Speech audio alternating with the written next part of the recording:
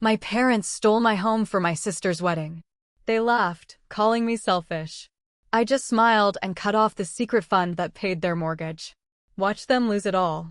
I always knew my family saw me as a walking bank account. I am 32 years old, living in a luxury hotel suite in Singapore, 12 time zones away from the people who share my blood, but absolutely none of my values. I work in international corporate finance. It is a grueling, unforgiving life where 60-hour work weeks are considered a light schedule. I spend my days analyzing risk, mitigating financial losses, and predicting human behavior through the cold, hard lens of numbers and statistics. Ironically, the one human behavior I failed to predict was the complete moral bankruptcy of my own parents. My mother, Margaret, and my father, Harrison, have spent the last 3 decades cultivating a very specific ecosystem in our household. In this ecosystem, there are only 2 roles: the parasite and the host. My younger sister, Chelsea, is 27 years old and has never held a job for longer than 3 months. She is the golden child, the delicate glass doll that our parents decided needed to be protected from the harsh realities of the real world. She is beautiful, I will give her that, but her personality is a black hole of entitlement. Growing up, Chelsea's needs were not just prioritized, they were the only things that existed. If Chelsea wanted to go to an elite summer cheerleading camp, the family suddenly had no money for my college application fees. I remember being 18 years old, standing in the kitchen in my cheap work uniform. I was missing my senior prom to work a double shift at a local diner because Margaret had tearfully explained that they simply could not afford both my prom ticket and Chelsea's new competition uniform. It was in that greasy diner, smelling like stale coffee and fried food, that I made a quiet vow to myself. I decided I would never rely on these people for anything. I adopted a philosophy of strict stoicism. I learned to detach my emotions from their actions. I became the workhorse, the reliable, boring, responsible daughter who would eventually leave, make a fortune, and watch them from a safe distance. Over the years, my corporate success became their ultimate safety net. I did not buy flashy cars or designer clothes. I saved. I invested. I bought a beautiful, spacious condo in the downtown area of our home city. It was my sanctuary, my physical proof that I had built something solid and enduring out of the chaotic poverty of my childhood. When my firm stationed me in Singapore for an 18-month contract, I locked the door of my condo, leaving everything exactly as it was. It was the only place in the world where I felt completely safe. I left a very specific, highly restricted limited power of attorney with my father, allowing him only to contact the building management in case of a burst pipe or an emergency repair. I thought I had built a wall high enough to keep their chaotic entitlement out. I was wrong. I had severely underestimated the lengths a desperate family will go to when they want to fund an illusion of grandeur. I was about to learn that when you spend your life being the designated fixer for broken people, they will eventually try to dismantle you for spare parts. The call came on a Tuesday morning. It was raining in Singapore, that heavy, relentless tropical rain that makes the sky look like bruised purple concrete. I was sitting at the heavy mahogany desk in my hotel suite, nursing my 3rd cup of black coffee, deeply absorbed in reviewing quarterly projections for a tech merger. When my laptop screen chimed with an incoming video call from my parents, my stomach gave a familiar, subtle twist of dread. I never received a call from them that did not end with a request for a favor, a complaint about a relative, or a thinly veiled demand for cash. I took a slow, measured breath, smoothed my expression into a mask of polite indifference, and accepted the connection. Margaret's face filled the screen immediately. She had her hair perfectly blown out, wearing a pale blue cashmere sweater that I had paid for 3 Christmases ago. She was practically vibrating with excitement, her eyes wide and shiny. She used her high-pitched, sing-song voice. It was a very specific tone she reserved for moments when she wanted something outrageous, or when she had already done something she knew I would absolutely hate.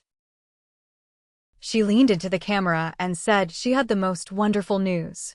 Before I could even ask what was going on, Chelsea's face shoved into the frame, completely pushing our mother to the side.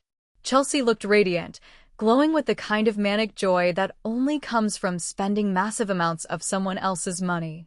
She announced that she was finally having the wedding of her dreams to her fiancé, Cameron.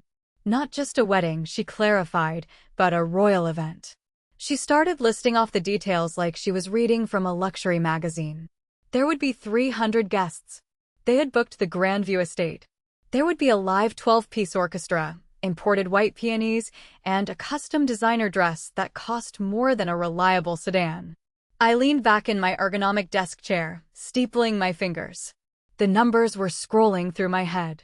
I knew exactly what the Grandview estate charged. I knew exactly what imported floral arrangements for 300 people cost. It was easily a $100,000 affair.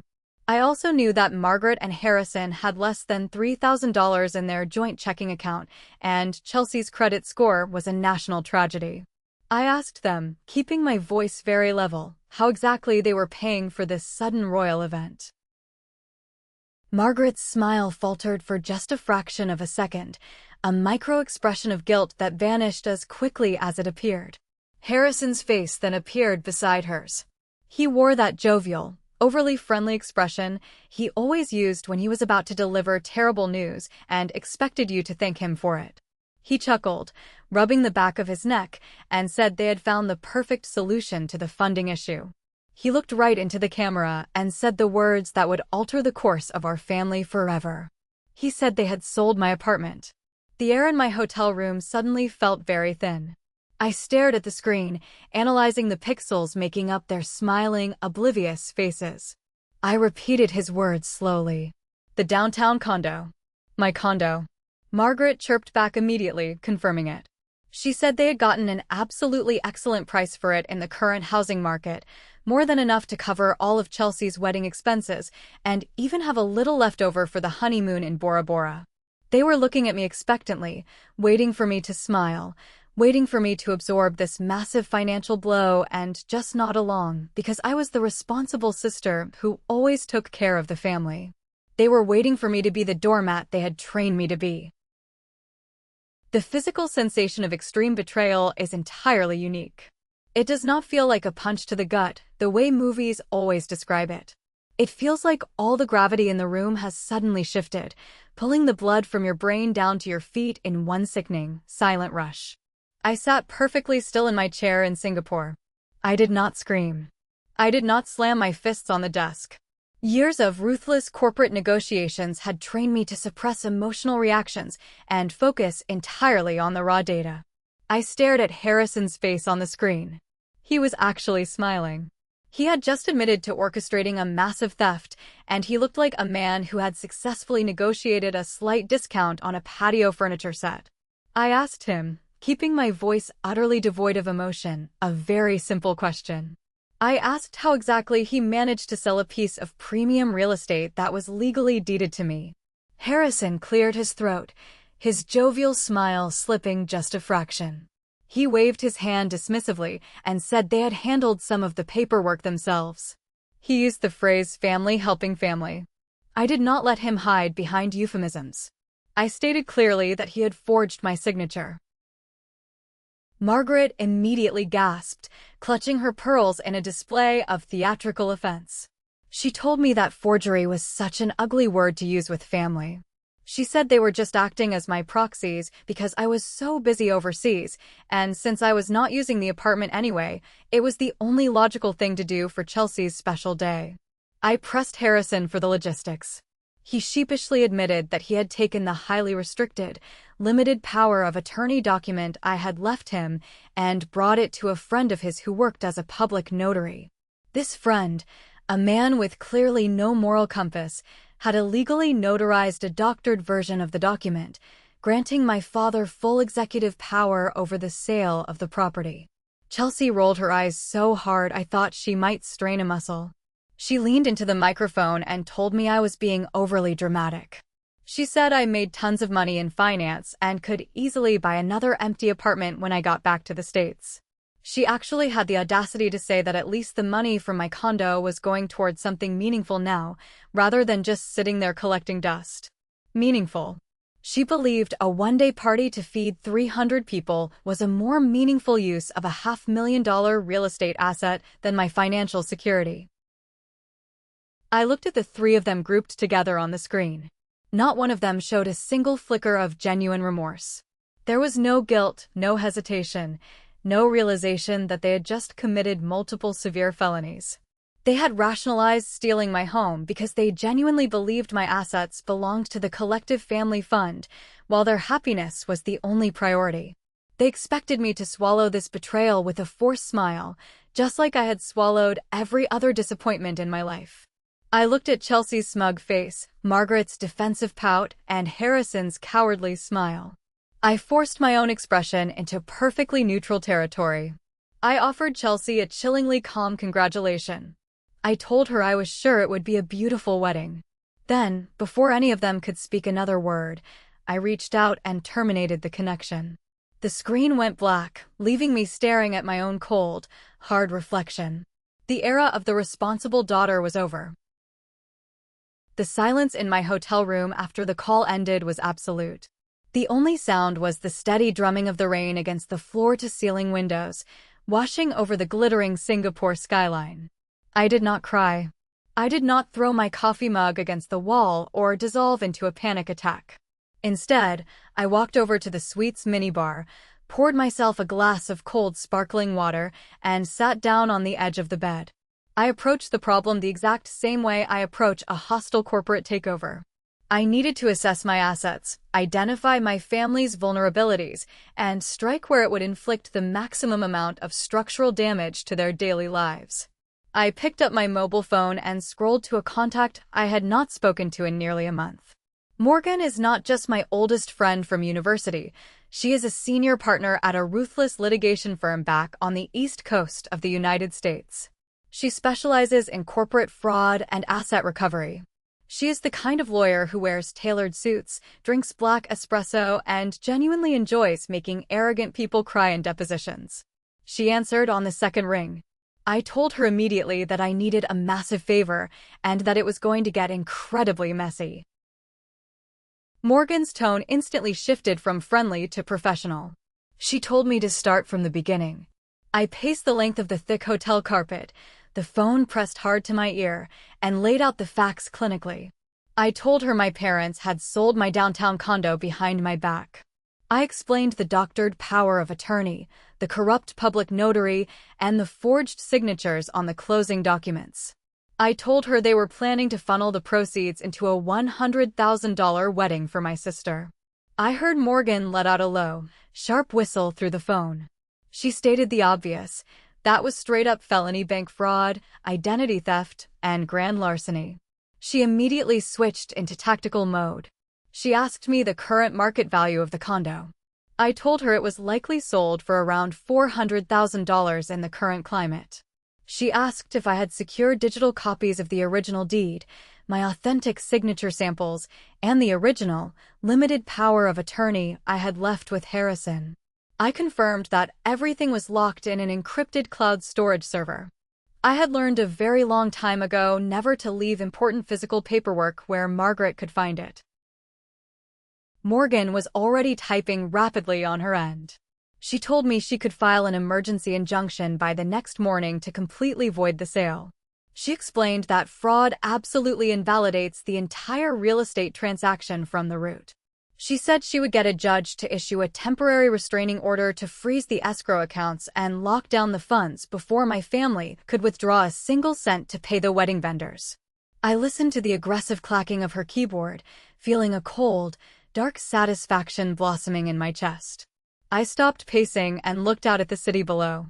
I told Morgan that the injunction was a great start, but it was not enough. I told her my parents thought they had stolen a condo from their daughter, but legally, they had stepped into a trap they could not even comprehend. It was time to introduce Morgan to the Meridian Shield. To understand the absolute devastation that was about to rain down on my parents and my sister, you have to understand a deeply paranoid, highly strategic decision I made exactly 3 years ago. It was during the Thanksgiving holiday. I had flown home for 4 days, exhausted and heavily jet-lagged from a previous assignment in London. I woke up at 3 in the morning to get a glass of water and walked downstairs. The kitchen lights were on. I found Margaret sitting at the kitchen island, wearing her reading glasses, systematically going through the contents of my leather work briefcase.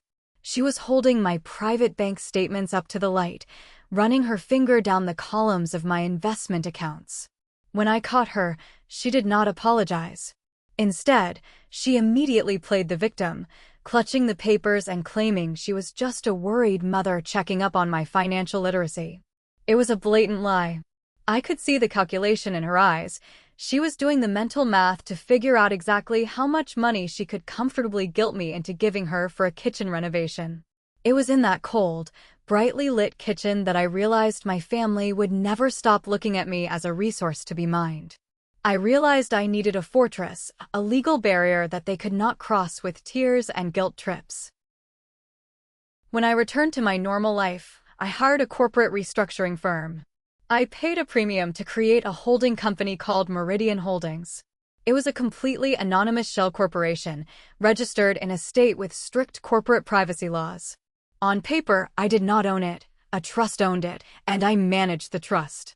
6 months after I bought the downtown condo, I quietly executed a quitclaim deed. I transferred the total ownership of the property from my personal name into the corporate portfolio of Meridian Holdings. My parents never knew. They never checked the public tax records, because why would they? They just assumed the wealthy daughter owned the condo. I explained all of this to Morgan over the phone. I explained that when Harrison forged my signature on those closing documents, he did not forge my name as a private citizen. He attempted to authorize the sale of a corporate asset without the signature of the company's executive board. My parents thought they were just borrowing against family resources, pulling a fast one on a daughter who would eventually forgive them. Legally, they had just committed severe corporate fraud against an anonymous holding company. Morgan stopped typing. The silence on the phone was heavy with realization. When she finally spoke, she called me a beautiful, paranoid genius. She explained that because the sale was executed by an unauthorized individual against a corporate entity, the title company's insurance would flag it the second we filed the dispute. The transaction was completely, entirely invalid. The buyers would get their money back from escrow, the deed would revert to Meridian Holdings, and the bank would immediately trigger a federal fraud investigation into whoever deposited the forged checks. My parents were not just going to lose the wedding money, they were going to have the banking system come down on them like a hammer. But as I stood by the window watching the rain, I knew I had one more weapon in my arsenal. The condo was just the opening act. It was time to unleash the main event. Morgan was buzzing with professional adrenaline. She had the preliminary injunction paperwork ready to file with the local civil court the second the clerk's office opened. She promised me the fraudulent escrow account would be frozen solid before my parents could even finish their morning coffee. But I needed her to do more. I took a deep breath, the air conditioning of the hotel room suddenly feeling very cold against my skin, and told Morgan the second half of the truth. It was the secret I had been most ashamed to admit, even to myself. I told Morgan to pull up the operating accounts for Meridian Holdings on her secure terminal. I waited while she authenticated her access. I told her to look at the recurring outgoing wire transfers. For the past 4 years, Meridian Holdings has been issuing a certified electronic bank draft on the first day of every single month. The amount was exactly $2,800. It was going directly to the primary mortgage lender holding the deed to Margaret and Harrison's suburban house. Morgan gasped audibly. She asked me to clarify what she was looking at. I confessed everything. I explained that my parents were completely financially insolvent. They lived entirely beyond their means, obsessed with maintaining an image of upper-middle-class success that had died a decade ago. 4 years ago, they were 60 days away from foreclosure. I could not stand the thought of them being homeless, but I also knew that if I handed them cash directly, they would spend it on luxury cars and vacations, and then come crying to me again. So, I set up the automated payments through Meridian Holdings. I became their anonymous benefactor. They received a letter from a law firm stating a private trust was covering their housing costs. They never questioned it. They just accepted the miracle and immediately went back to spending their own meager income on financing Chelsea's lifestyle. But the mortgage was not the only thing. I told Morgan to look deeper into the shell accounts. I had been quietly paying off the minimum balances on Margaret's high-interest credit cards. I had been making the lease payments on Harrison's luxury sedan. I had even paid off half of Chelsea's abandoned college loans to keep the collection agencies from calling the house. I had been bankrolling their entire fake, plastic lifestyle while I lived alone in a studio apartment in Singapore, eating cheap noodles for dinner to maximize my savings rate. And their gratitude for this anonymous salvation was to steal the one piece of property I actually kept for myself to throw a party. Morgan was dead quiet. When she finally spoke, her voice had that dangerous, icy edge I remembered from her days in law school mock trials. She asked me for my orders. I told her to contact the bank managing Meridian Holdings immediately. I ordered her to issue a hard stop on every single outgoing payment to my family, effective immediately. Cancel the mortgage draft. Stop the credit card subsidies. Cut off the car payments. Morgan warned me that without my money, the bank would trigger foreclosure proceedings on their home within 60 days. I told her I was fully aware. I told her they should have thought about their own roof before they decided to steal mine. I hung up the phone, opened my laptop, and drafted a devastatingly polite email to Penelope, Chelsea's wedding planner, informing her that I would not be covering any bounce checks from the Gill family. Please hit the like button, subscribe to the channel, and leave a comment with the name of the city you are living in. Every single comment helps this video reach more people. Thank you so much. By 6 in the morning, Singapore time, the very first domino finally fell. I had intentionally left my mobile phone off the hook for the entire night, needing absolute silence to sleep after the adrenaline rush of setting the trap. When I finally poured myself a fresh cup of coffee and powered the device on, the screen immediately lit up with a frantic barrage of notifications. The family group chat, a thread I had kept muted for over 8 months to preserve my mental health, was exploding with activity. I sat down at my mahogany desk and opened the messages. I approached the text thread not as a daughter or a sister, but like a sociologist reading field notes on a rapidly declining civilization. Chelsea was having a complete, unfiltered meltdown. She had sent 12 consecutive messages, entirely typed in capital letters. She was complaining bitterly that the luxury florist had suddenly become incredibly difficult regarding the payment timing for the imported white peonies. She sent strings of crying emojis, demanding to know why her perfect vision was being ruined by a stupid vendor. Margaret's messages followed, full of overly sweet, patronizing reassurances. She told Chelsea not to worry her pretty little head, insisting that her father was handling everything and that the flowers would be absolutely perfect for the big day. Then came Harrison's messages. They were a masterclass in pathetic deflection.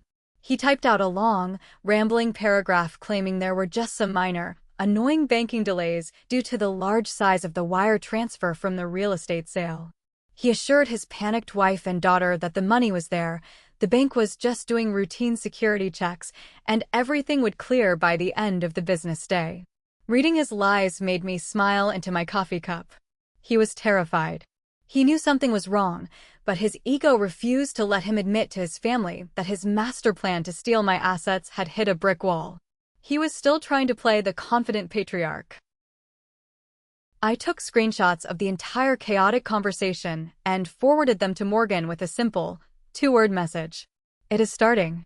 Morgan replied almost instantly with a video call request. I answered, and her face appeared on the screen, looking sharp and wide awake despite the late hour in the United States. She did not bother with pleasantries. She held up a thick stack of legal documents stamped with a red seal. The emergency injunction had been officially filed and reviewed by Judge Morrison. Because of the overwhelming evidence of corporate fraud and the forged notary seal, the judge did not even hesitate. He signed the order immediately. Morgan explained the mechanics of the trap closing. The bank holding the escrow account had already been served with the court order. Every single penny from the fraudulent sale of my apartment was now legally locked down, frozen solid pending a full federal fraud investigation. My parents could not access the money. They could not write checks against it. They could not wire it to the wedding vendors. They were completely paralyzed. Morgan took a sip of her espresso and noted, with a wicked grin, that Chelsea's final, incredibly expensive dress fitting was scheduled for that afternoon. She pointed out that when the bridal boutique ran the debit card, it was going to be violently declined. The house of cards was finally starting to collapse, and I had a front-row seat to the destruction. While my family was busy arguing with a florist over imported white peonies, the real structural collapse of their delusion was happening behind the scenes. My laptop chimed with a priority email notification. It was not from anyone in my family. The sender was Penelope, the high-end wedding planner Chelsea had hired to orchestrate her $100,000 fantasy. The subject line simply read urgent, followed by my sister's name and the wedding date. I opened the message and read it with a detached sense of clinical fascination. Penelope was panicking. Her previously pristine professional tone had completely evaporated into sheer desperation. She wrote that she was reaching out to me directly because she could not get a straight answer from Harrison or Margaret. She explained that multiple vendors were threatening to completely walk off the job. The massive deposit check written for the exclusive catering company had bounced hard. The luxury venue, the Grandview Estate, was demanding an immediate wire transfer to secure the date, and the 12-piece orchestra had just informed her they required cash upfront because their initial retainer had been flagged by the bank for insufficient funds. Penelope begged me to call her urgently, stating that her entire professional reputation was on the line and that my sister kept insisting everything was perfectly fine. I sat back and analyzed the collateral damage. On a human level, I felt a brief, passing twinge of pity for Penelope. She was a small business owner caught in the blast radius of my family's fraudulent explosion. However, my corporate instincts quickly overrode my sympathy. Penelope had chosen to take on a massive, high-liability contract without doing proper financial due diligence on her clients. She had trusted a family of grifters based on their ability to project an image of wealth, rather than verifying their actual liquidity. In the business world, trusting the wrong people carries a heavy tax. She was about to pay that tax. As I was reading Penelope's frantic emails, a new voicemail notification popped up on my phone. It was from Harrison. I did not answer the call, preferring to let him leave a recorded message so I could study it. When I played it back, his voice filled the quiet hotel room. He was trying so incredibly hard to sound casual, but the underlying tremor of pure panic was unmistakable. He greeted me with forced cheerfulness, casually mentioning that they were experiencing some annoying, temporary banking hiccups regarding the transfer of the apartment funds. He asked me to call him back when I had a moment, claiming it was nothing serious, just a minor administrative error at the local branch. It was a masterclass in pathetic deflection. He was actively writing fraudulent checks against an escrow account that Morgan had legally frozen that very morning. He was bouncing payments all over the city, destroying his credit and dragging a wedding planner down with him, yet his fragile male ego refused to let him admit defeat. He actually believed he could still talk his way out of a federal fraud investigation by calling it a minor administrative error.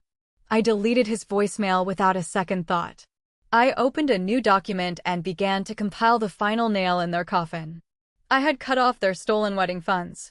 Now, it was time to show them exactly who had been keeping a roof over their heads for the past 4 years. The most dangerous weapon in any war is undeniable, documented truth.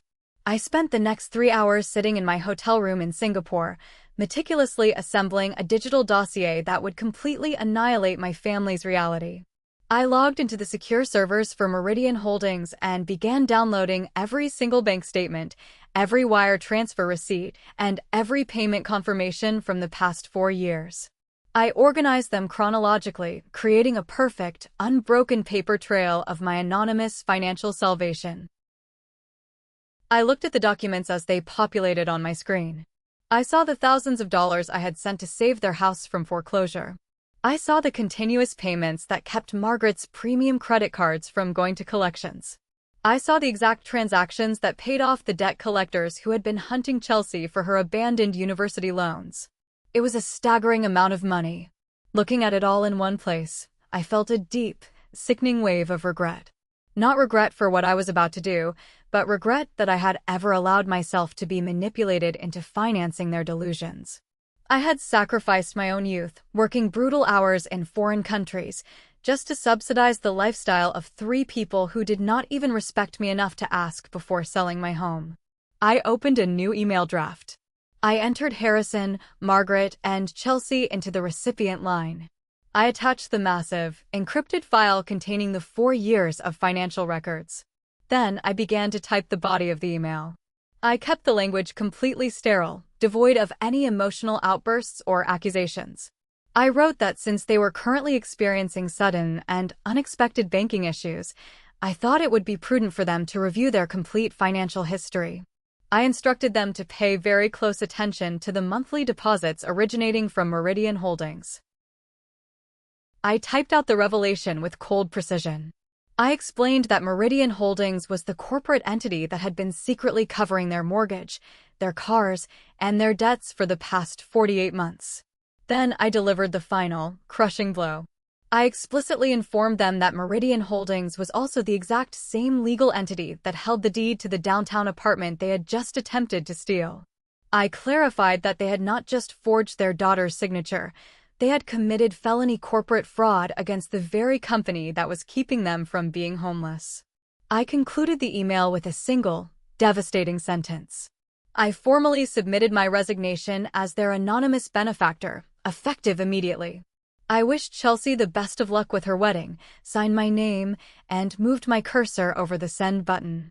I hovered there for a long moment. My finger rested lightly on the mouse. I knew that the second I clicked that button, the illusion of our family would shatter permanently. There would be no walking this back. There would be no tearful holiday dinners, no awkward birthdays, no pretending that we were just a normal family with some minor communication issues. Sending this email was the equivalent of dropping a nuclear bomb on our shared history.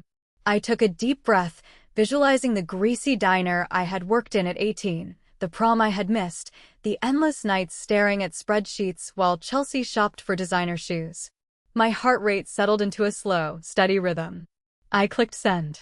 I closed my laptop, walked over to the window, and watched the city lights flicker below. The package was delivered. Now, all I had to do was wait for the explosion. The silence that followed the sending of the email lasted exactly 42 minutes.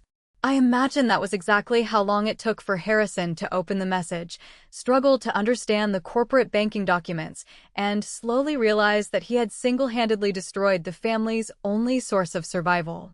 When the realization finally set in, the reaction was explosive. My phone, sitting on the mahogany desk, began to vibrate with a frantic, unending intensity. It was a continuous stream of calls, immediately followed by long, desperate voicemails. I sat in my armchair, sipping a fresh coffee, and listened to the symphony of their destruction play out in real time. Margaret's voicemail came first. The patronizing, sweet tone she used during the video call was entirely gone. She was hyperventilating, her voice breaking into hysterical sobs. She kept repeating my name, begging me to pick up the phone, swearing that they had no idea I was the one behind Meridian Holdings. She cried that if they had known, they never would have touched the apartment. It was a fascinating admission of guilt. She was not apologizing for stealing, she was apologizing for stealing from the wrong person. She was only sorry because she had accidentally bitten the hand that was secretly feeding her.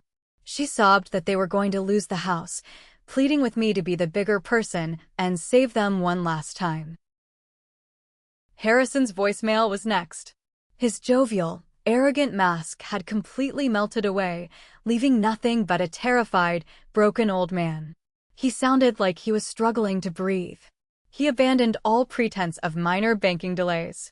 He admitted everything, his voice cracking as he begged for mercy. He said he was a foolish man, that he had made a terrible mistake, and that a family should not destroy each other over money. I listened to his pathetic excuses with a heart made of stone. He was the patriarch who had authorized the forgery, who had lied to my face, and who had felt entirely entitled to my assets. Now that the consequences of his actions were staring him in the face, he wanted to invoke the sacred bond of family to escape prison. But it was Chelsea's voicemails that truly showcased the depth of the rot in our family. While her parents were begging for their home and their freedom, Chelsea was still entirely consumed by her own narcissistic injury. Her voice was shrill, laced with pure, unadulterated venom. She screamed into the phone, calling me a psychopath, a jealous monster who had orchestrated this entire elaborate trap just to ruin her happiness. She accused me of playing God with their lives, hiding my wealth just to make them look foolish. In Chelsea's incredibly distorted reality, she was the ultimate victim. The fact that her parents had committed felony fraud to buy her imported flowers did not register as a crime in her mind. The fact that they were about to be homeless was secondary to the tragedy of her cancelled dress fitting. She shrieked that her perfect day was destroyed and swore she would make sure everyone knew what a vindictive, horrible person I was. I saved all 3 voicemails to my secure cloud storage. They were the perfect audio documentation of parasites reacting to a suddenly hostile environment. The host had finally fought back, and they had absolutely no idea how to survive in the real world. By the following afternoon, the fallout had expanded beyond the immediate family circle. Penelope, the wedding planner, officially sent out a mass email canceling the Grandview Estate event, citing irreconcilable financial breaches by the host family. Chelsea had taken to social media, posting a frantic, tear-stained video claiming that her jealous sister had stolen her wedding funds in a malicious corporate takeover. The video was a spectacular miscalculation. Instead of sympathy, the internet immediately began tearing her apart, demanding to know how a sister could steal funds for a wedding she wasn't even paying for. The public humiliation was absolute. But the most significant development came through a phone call from a number I did not recognize. I answered it cautiously. The voice on the other end was deep, measured, and sounded incredibly exhausted. It was Cameron, Chelsea's fiancé. I had only met Cameron a handful of times at awkward holiday dinners. He came from a family of established, quiet wealth on the East Coast. He was polite, educated, and until recently, completely blinded by Chelsea's carefully curated innocent facade. Cameron did not waste time with pleasantries. He asked me, with a quiet desperation, to tell him the absolute truth about what was happening. He said Chelsea was hysterical, claiming I had suffered a psychotic break and frozen their accounts out of pure spite. He said his own family's accountants had looked into the rumors of the bounced checks and told him that the Gill family was exhibiting all the classic markers of a massive financial fraud collapse. He asked me if my parents had actually stolen from me. I decided to give him the exact same clinical honesty I had given Morgan. I laid out the facts without emotion. I told him about the doctored power of attorney, the fake notary, and the attempt to sell my downtown condo. I told him about Meridian Holdings and how I had been quietly funding my parents' entire lifestyle to keep them out of bankruptcy for 4 years. I told him that the money they were trying to use to pay for his royal wedding was the proceeds of a felony crime committed against my company. Cameron was silent for a long time.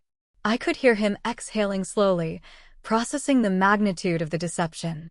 When he finally spoke, his voice was heavy with disgust. He told me that Chelsea had lied to him about everything. She had told him her parents were successful investors. She had told him I was a selfish, greedy workaholic who hoarded wealth and ignored the family. She had never once mentioned the crippling debt or the fact that they did not even own their own home outright.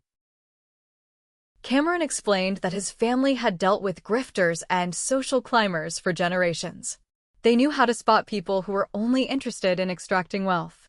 He said he could tolerate many things, but he could not marry into a family that would so casually commit felonies against their own blood just to throw a party. He thanked me for my honesty. He told me he was officially calling off the engagement, canceling the remaining vendor contracts his family had personally guaranteed, and walking away. As we disconnected, I felt a strange sense of closure for him. Chelsea had lost her stolen money, her reputation, and now, her golden ticket to a wealthy future. The isolation of the Gill family was nearly complete. Desperation makes people incredibly dangerous, but it also makes them incredibly stupid. As the reality of their complete financial ruin settled in, Margaret and Harrison decided to make one final, catastrophic tactical error. They attempted to fight back. I was sitting in my hotel room, reviewing the final cancellation notices from Morgan, when I received a highly unusual email from a senior loan officer at my parents' local bank branch. The officer stated she was breaching protocol to contact me directly because the situation had escalated to a security threat. She informed me that Harrison and Margaret had stormed into the bank lobby that morning, demanding emergency, high-interest personal loans. When the automated system rejected them due to their abysmal credit scores and the recent cessation of the Meridian mortgage payments, Harrison lost his mind. He began screaming at the tellers, demanding they release the frozen escrow funds from the apartment sale, claiming it was his legal right as a father. He caused such a violent disturbance that the branch manager had to call building security to physically escort both of my parents off the premises. The loan officer wanted to warn me that my parents were completely unhinged and actively seeking anyone to blame for their insolvency. I thanked her for the information, but I did not have time to process it before my phone rang again. This time, the caller ID displayed the main number for the police department in my home city. I answered, and a detective introduced himself. He sounded skeptical and exhausted. He informed me that Harrison and Margaret Gill were currently sitting in his precinct, filing a formal criminal complaint against me.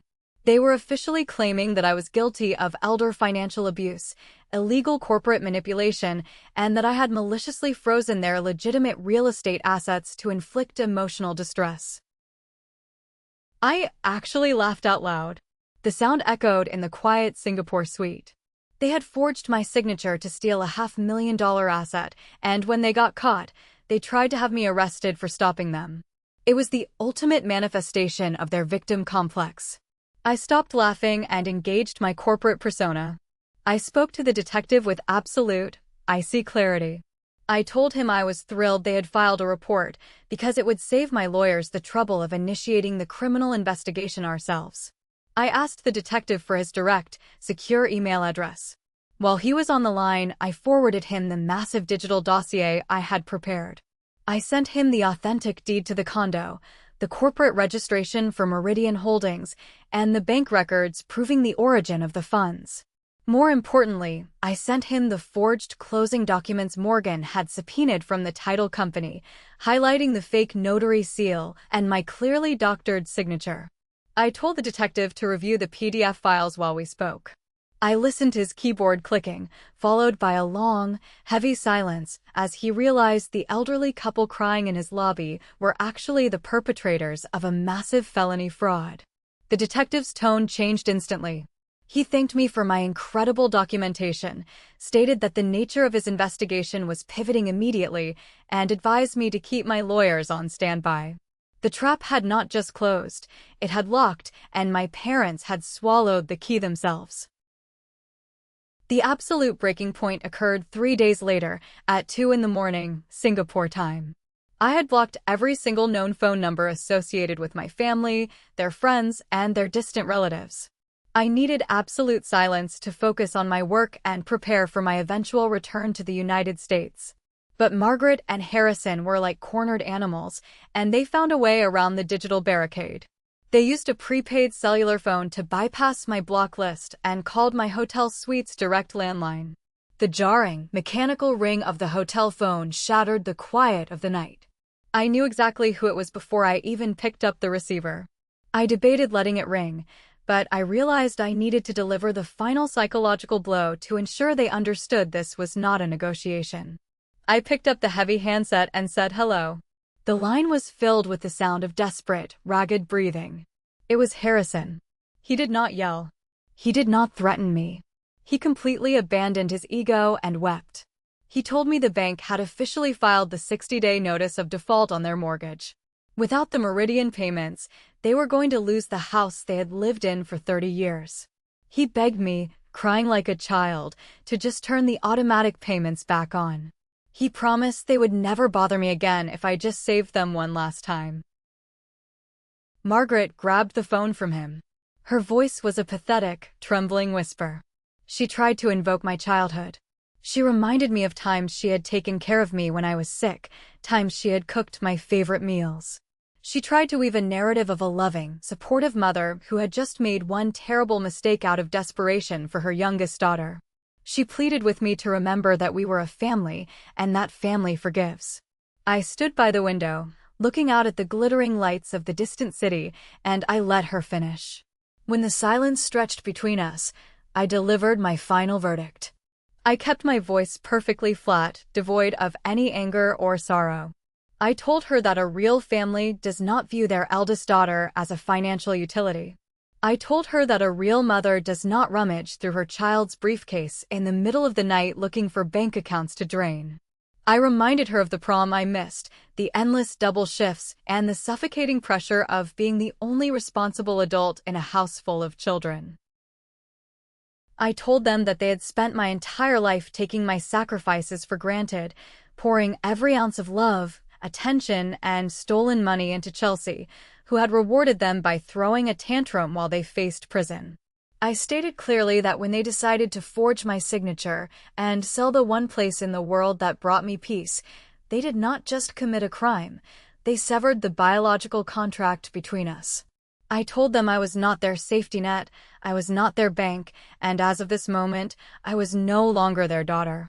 I told them to enjoy the consequences of their choices, and then I reached down and physically ripped the telephone cord out of the wall socket. The line went dead. The silence that rushed back into the room was profound, heavy, and for the first time in my 32 years of life, entirely peaceful. The wheels of justice grind slowly, but when they finally catch, they grind exceedingly fine. It was 8 months later when I finally stepped into a sterile, heavily wood-paneled courtroom in my home city on the east coast of the United States. I had flown back specifically for the sentencing hearing. The criminal case against my parents had moved swiftly once the detective reviewed my digital dossier. Faced with undeniable proof of corporate fraud, identity theft, and forgery, their public defender had advised them to take a plea deal rather than face a brutal jury trial that would likely end in a decade behind bars. I sat in the front row of the gallery, wearing a tailored charcoal suit, my posture perfectly straight. I watched as the bailiff led Margaret and Harrison into the courtroom. The physical transformation was shocking. The stress of impending homelessness, public humiliation, and criminal charges had aged them 20 years. Harrison's hair was entirely white, his shoulders slumped in permanent defeat. He looked small, fragile, and entirely devoid of the arrogant, jovial energy he used to weaponize against me. Margaret looked hollowed out, her skin pale, her eyes darting nervously around the room. She kept wringing her hands together, looking like a woman who had finally realized that crying would not manipulate the legal system. Chelsea was sitting 3 rows behind them. She had lost her wealthy fiancé, her dream wedding, and the social status she craved so desperately. She looked exhausted and bitter. When she caught my eye, she glared at me with an intensity of pure, unadulterated hatred, still entirely convinced that I was the villain who had orchestrated the ruin of her life. I did not glare back. I simply looked through her, acknowledging her presence with the same emotional weight I would give to a piece of cheap furniture. The judge, a stern woman with zero tolerance for entitlement, did not hold back during the sentencing. She read the facts of the case into the record, meticulously detailing how Harrison and Margaret had betrayed their own daughter, exploiting her wealth while she worked overseas. She noted the incredible irony of their attempt to file a false police report against the very victim who had been anonymously funding their survival for 4 years. The judge looked down from the bench, her voice ringing with contempt. She stated that their actions were driven by a toxic combination of greed, entitlement, and a profound lack of moral character. Because they had accepted the plea deal, and factoring in their advanced age and lack of prior criminal records, she spared them the maximum sentence. However, she did not let them walk away. She sentenced Harrison to 18 months in a minimum security federal facility for orchestrating the forgery. She sentenced Margaret to 5 years of highly restrictive probation and hundreds of hours of community service.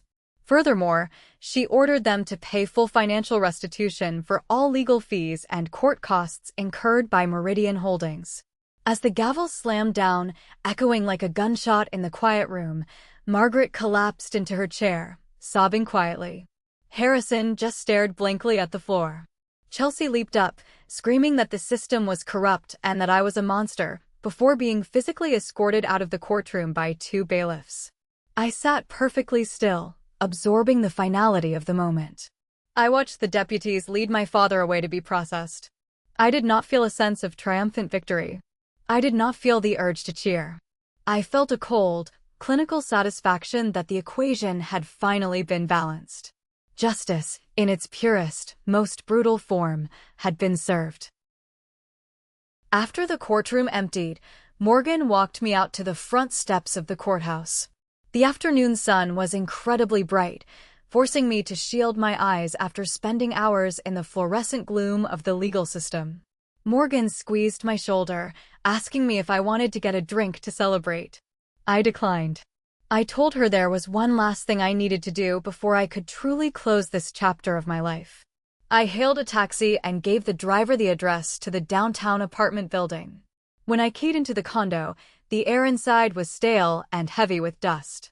The title company had long since voided the fraudulent sale, returned the escrow money to the panicked buyers, and officially restored the deed to Meridian Holdings. The apartment was exactly as I had left it nearly a year ago. My books were perfectly aligned on the custom shelves.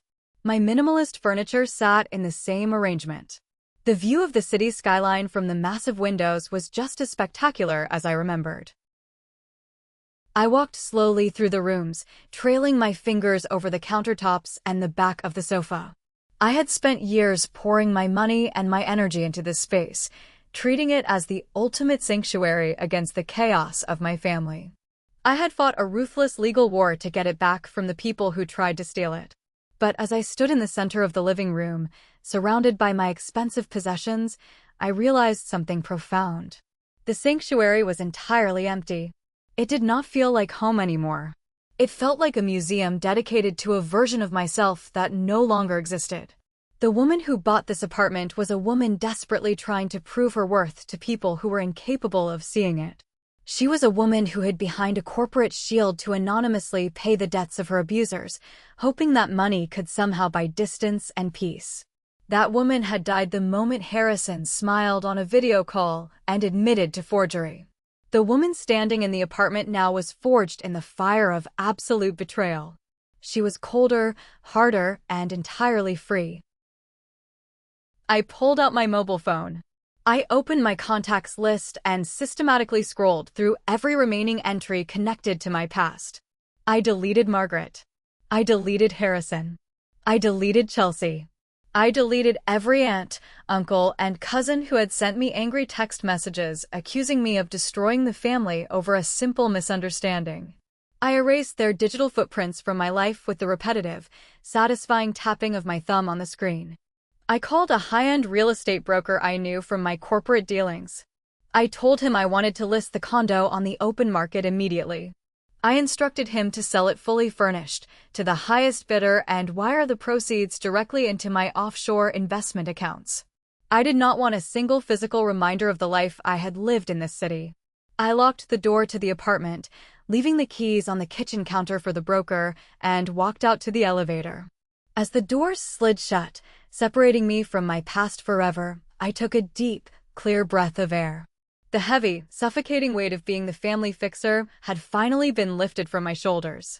I was walking away from the ashes, and I was never looking back. Was I wrong to let my family destroy themselves, or should I have warned them before pulling the plug on their perfect lives? Welcome to channel. Thank you for watching. If you haven't subscribed yet, hit that button now to hear more stories of karma finally catching up.